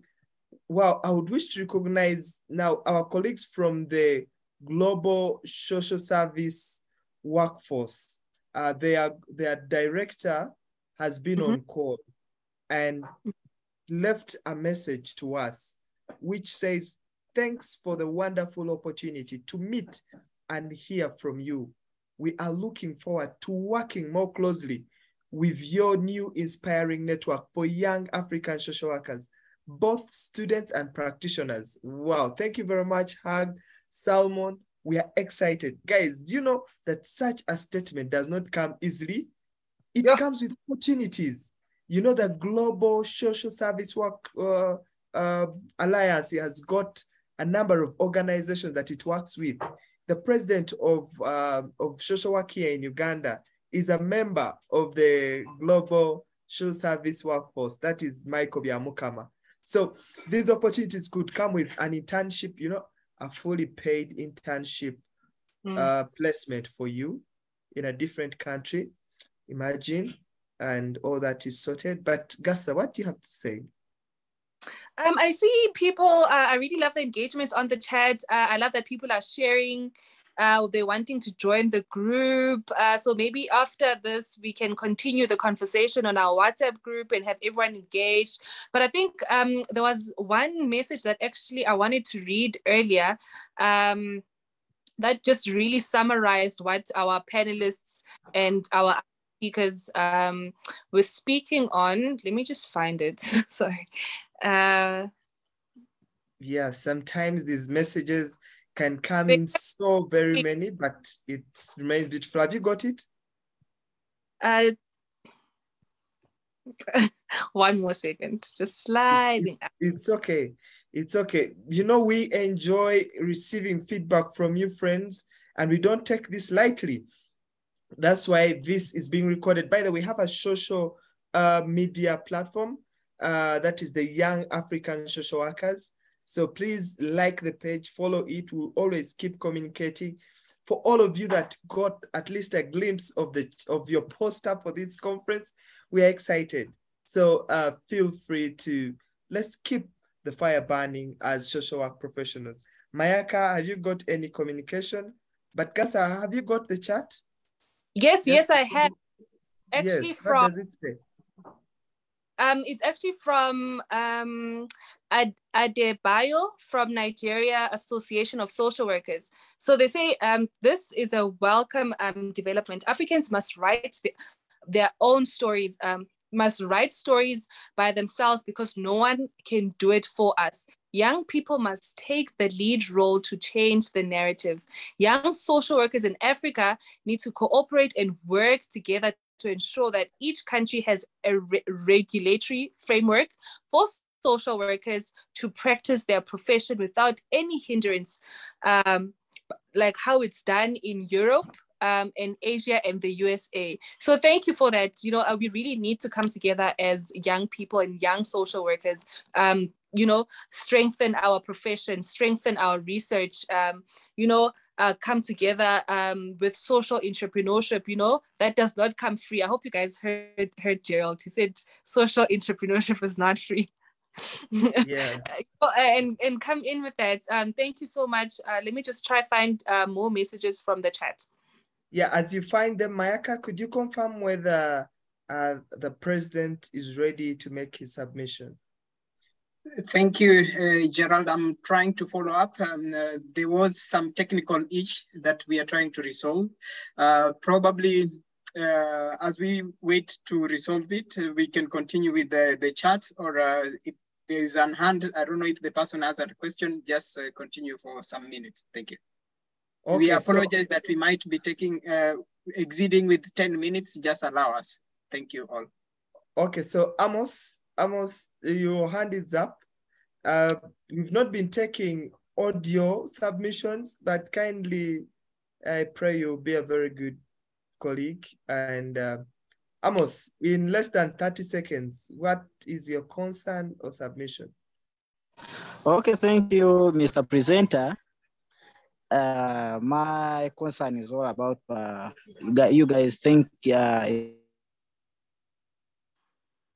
Wow, you have been muted and we can't get you.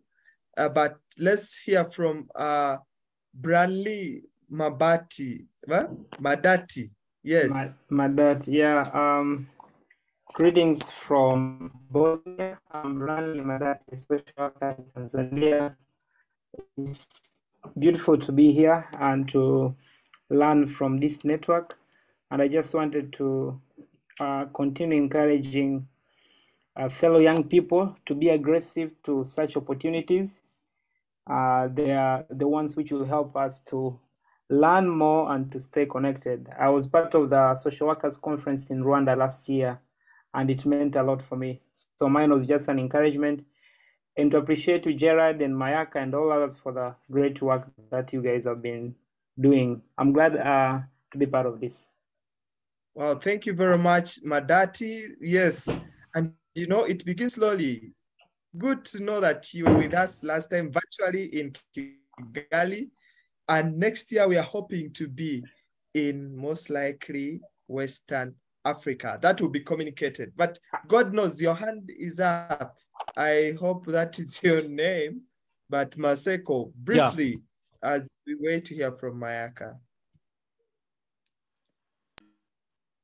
God knows, Maseko. Thank you so much. Name that I got for my mother. I really appreciate for this network, guys. This is a time that we have to push it on, and my advice to my fellow young people is we have to avoid to be the fortune seekers. The problem that we have, most of the young people, we are always be used by some other people, by other people, just because we are fortune seekers. But we need to be courageous enough, and we need to take the risk for us to succeed in our life. But otherwise, I really appreciate for this networking. I think let's continue working together. I like this, and once we go on like this, I think we are going to be the world changers. Thank you so much for this network. I really appreciate. Bravo, we the young the young people. Let's join together and let's change the world. Thank you. Thank you so much to all the submissions, which is wonderful. Apologies, we have to move to the next presenter, who is, fortunately, we've managed to resolve the technical issue. Mr. Joachim Mumba, our Global President for IFW, welcome, the stage is yours. We will come back to the hands reason, so after Joachim. Go ahead, Joachim. Thank you so much, Mayaka. I hope you can all hear me. I've been having challenges with my connectivity. All was well up to now. I'm not quite sure what has really happened. I mean, just to appreciate you colleagues, I think for this very important event as we are commemorating the International Youth Day 2022. As IFSW, we are excited about this initiative that young social workers have come together. So we're talking about young social workers, and this platform is actually for young people, young social workers in Africa, as well as beyond. So it is our hope that this network and this platform from young social workers will grow and escalate like a wildfire. We call on young social workers to aspire to inspire other young social workers or other young people in Africa and beyond to join this movement. This is a great opportunity to sow a seed that requires nurturing, and as well as watering for the betterment and greater good of this great profession. A challenge to national associations and the Africa region is to support and encourage social worker students associations in universities or schools of social work.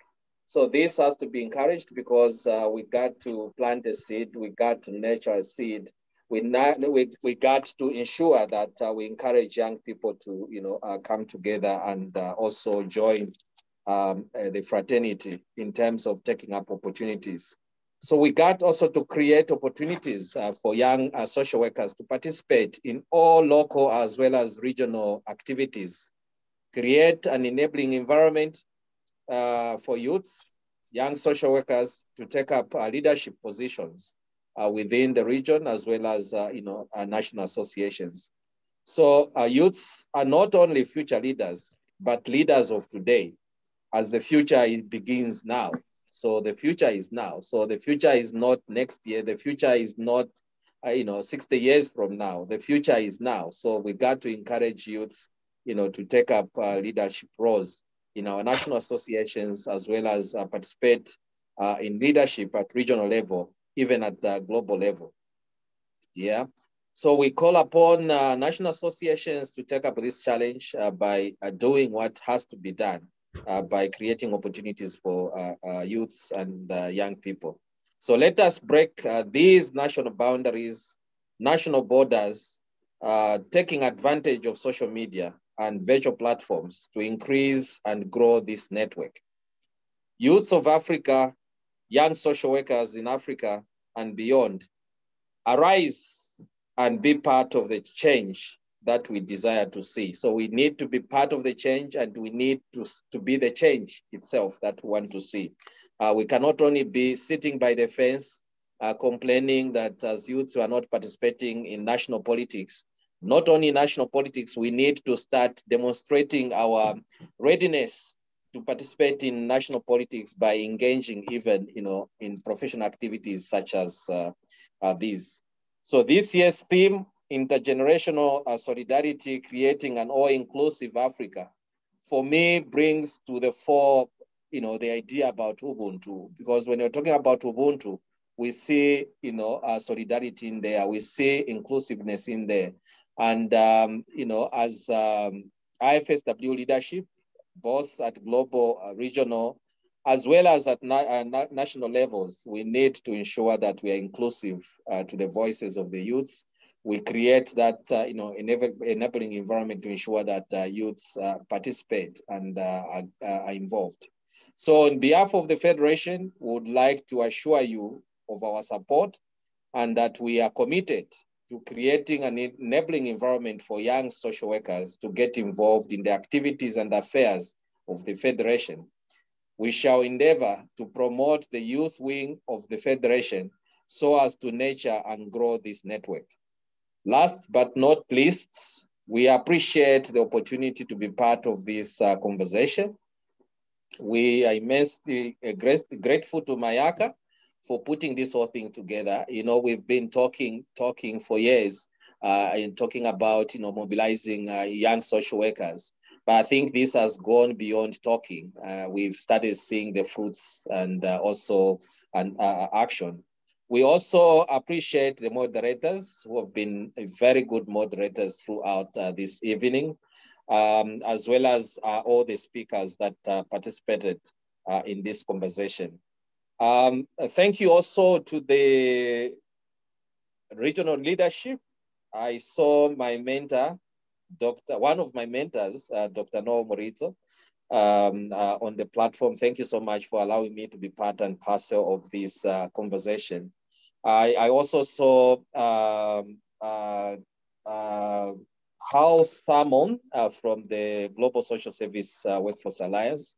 Thank you so much for being supportive and for being part and parcel of our conversation. And we look forward to more of such events. And thank you so much on behalf of the Federation. Thank you.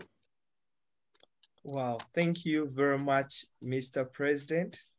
And what a special honor is it. Allow me say that you may not be my mentor, but just know you're my role model. Those two seem to be different because a mentor, you have a relationship, physical relationship, and accountability. But a role model, someone sees you and really wants to be like you. So just like when we used to be young, we used to say, when I grow up, I want to be like you. So I am growing, Joachim, and I still want to be like you. Thank you very much, Joachim. Yes, and I love the commitment from IFSW that you've just mentioned. And I'm hopeful that in the next IFSW, let it be Africa or Global Conference, that this forum will have participants who are fully sponsored and supported by IFSW. Definitely, we are not promoting dependency, but we are promoting a pool that supports the youths to be exposed. Gasa, any words that you wish to say? Because once we hand it over to Mayaka, we'll be concluding and then we shall take a photo. We'll not say anything else. Gasa? Thank you, Gerald. I think the message of Ubuntu, the spirit and, the echoing the message of Ubuntu, breaking boundaries and breaking borders within the profession and ourselves as young social workers and the youth. Thank you for that message, Mr. President. I think then we can hand it over to Mr. Bernard Mayaka, who's going to be giving us the closing remarks. Mayaka, over to you. Well, colleagues, it is such an honor to see that the work that we've been doing behind the scenes has lastly bear fruit, which is a very successful event or session that we've had over 200 members in, participating, and not all at the same time, but at least we've had over 200 people joining and following the discussion. We understand that in Africa, we are facing some challenges in terms of connectivity in various regions. And these are some of the hindrances that we need to see how we are going to approach to resolve. I just want to take this opportunity to appreciate every single one of you who has taken an opportunity not only to join the network, but also attend this launching. And as you've heard from all the speakers that have been presenting, sharing, whether social workers or non-social workers, all of them have alluded to either directly on social work, social entrepreneurship, or political involvement and economic issues, which we all as social work professionals have to tackle day in, day out. So as the president mentioned also about Ubuntu and solidarity, all these, we have to work together as a unit to ensure that we propel the world that we need to be in a better direction. I won't take too much of your time because we've already gone past the time that we had agreed to end our session, but I'll just raise 2 points to all of us, that now that the network is officially opened by our global president, we will be continuing with the conversation in the WhatsApp group. I tend to think that the WhatsApp group is almost full.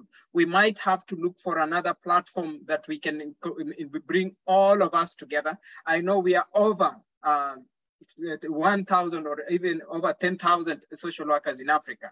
So we might need to see how we are going to bring ourselves together. In the meantime, let us use the social media and all the platforms that we have to continue working together. And the main purpose of this network is to share, reflect, and use it as an exchange program per se. There are some programs that are already being worked on by the currently volunteering committee to ensure that we have a structure that will guide us. And once the structure is set, then we are going to officially begin operating in a governed way. And every region or every country must be represented. And we have to take this and own it by ourselves. Just as we've been encouraged that let's not wait for the opportunities to come to us, but let's go for the opportunities. That is very key. If we wait, we will wait forever. But if we go for it, we will be able to achieve at good time. Lastly, we have had several speakers and several organizations actually represented in this conversation. One is the Global Social Services Workforce Alliance. Then we've had some members from the Japanese government joining us. We've had somebody from the USAID following this. All this is because they want to support young people. And through the network, I can tell you that there is a future for social work profession in African region and beyond, and particularly working with young people. If you want to be left behind, it is up to you. For us, we want to include everybody. This is an all-inclusive network for every social worker. So it is only up to you as an individual to decide to join the network or to be left behind. As we forge forward in building an all-inclusive, a new eco-social world that promotes inclusivity, equity, and promote well-being for every single individual in our region. To that end, we have the email account that you can see it on the Facebook page. Kindly communicate to us through email. Those ones who have not joined the WhatsApp group, join the WhatsApp group. And any other question that you have, let us share. Let us, this is an opportunity for us to connect and share without any barriers as young people. We know that we have our, the needs of this generation is very different. However, the challenges that we face could be the same challenges in a different way because of the developments that are occurring. And so we have to learn and work collaboratively, and that is why we talk of intergenerational solidarity. We have to work collaboratively with young, old, and we ourselves. It is the only way that we can be able to move forward and make the world a better place. Let all the SDGs that have been brought forward, and particularly in Africa, we are faced with the main challenge in terms of politics. There is a lack of political will to ensure that the young people move forward. We've been trying even to invite the African Union youth leadership to this event today. It has been a bit of a challenge. This is what we are talking about. There are opportunities and there are platforms created for young people, but the people holding that office or that platform do not allow us to get there. So this is the only way we can be able to push and say, this is our space and we need to own it. That is my urge and my request to you all. Wish you a very wonderful evening, lovely weekend, even as we start to move together officially as Young African Social Workers Network. And lastly, social work profession is a profession that can change the world only if we decide to take it to the right direction. We cannot continue crying that social work is not placed at this place. We need to place it ourselves. That is my call to you all. Gerald had said that we need to finish with the photos. So Gerald, back to you. Yeah, thank you very much, Mayaka. And indeed, friends, time for makeup. Please make up, turn on your video. I came to learn that, yes, sometimes ladies, when you tell them that we're going to take a photo, then she will say, I need to also put on my wig. So, so please come as you are, come as you are. We are going to take that photo that we are going to upload. I need to see some videos getting on. Yes, Gerald, while people are turning on cameras, I just saw Kiki is still with us. Thank you so much, Kiki, for standing with us throughout from the beginning to the end. Despite you being a journalist, we understand that you understand the social work professional's role in the community because you work in covering some of the social issues. So we are going to continue with this collaboration to ensure that we propel this to the right level. And all that are present, I also saw that the AASU, that is the All African University Students Union, still present. Thank you for your presence. It is wonderful to have you all here. People are turning on cameras. Let's turn on cameras. Back to Gerald, and then we can take. Yeah, and I am taking some photos. Gasa, kindly help me. Keep the team a bit engaged as I take the photo.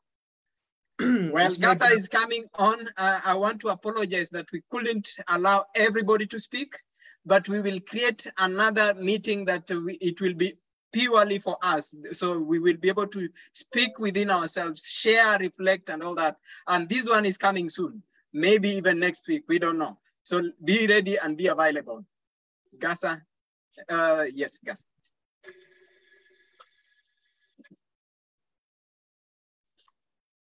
So Gus, I hope we are not missing your voice. Your microphone is muted. Oh, there you go. There we go. Yeah, you can now hear. Am I audible now? Yes, you're audible. Okay, I hope you're not going to take the picture while I'm still speaking, please. I want to become beautiful on the picture. Wow, don't worry. I'll take several. Are you taking the picture now, or can I read some more comments? I'm taking them as you speak, but I'm surely getting one where you are steadily positioned. Does everyone want to say cheese? Okay, so we are almost done. So let me see those smiles. Yes, wonderful. Thank you so much. And Joachim, we really appreciate for your commitment and having been available. We talked yesterday and you mentioned that you are traveling. You drove just to be sure that you make it to this meeting. Thank you so much. Okay, so ladies and gentlemen, my work, I know you may not have seen the flash, but I've taken your photo and to be uploaded on our social media platform, which is Young African Social Workers on the Facebook page. Thank you very much and God bless you. We'll see you in our next engagement. Feel free to drop your comment and get in touch with us for more engagements. And for those watching us on Facebook, just know we are reading those comments and we'll get back to you. If you're not on WhatsApp and you're on this Facebook call, feel free. We can always drop a comment or an inbox on the Young African Social Workers inbox. We'll get back to you and we'll add you on the WhatsApp group. Thank you and God bless you. Have a blessed evening.